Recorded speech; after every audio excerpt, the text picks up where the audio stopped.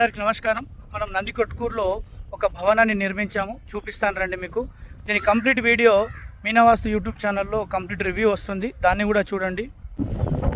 So చాలా పెద్ద స్థలం అండి. సో చాలా పెద్ద స్థలంలో మనం ఇది నార్త్ ఫేసింగ్ అన్నట్టు, తక్కువ సమయం ఉంటుంది కాబట్టి ఫాస్ట్గా చూద్దాము.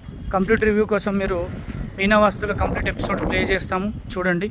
సో ఇది ఇక్కడ ఏదైతే నార్త్ మెయిన్ డోర్ అన్నట్టు, సౌత్లో డోర్ ఉంది చూడండి. సో ఇది ఎల్ షేప్ అన్నట్టు, ఎల్ షేప్ని కరెక్ట్గా తీసుకున్నాం అన్నట్టు చూడండి.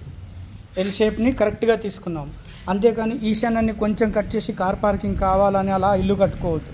చూడండి, complete L shape, ground floor కంప్లీట్గా ఎల్ షేప్లో తీసుకున్నాం చూడండి. బయటికి వెళ్ళి చూపిస్తాను. ఇది చూడండి, ఇప్పుడు మీకు కంప్లీట్ ఎల్ షేప్ కనబడుతుందా?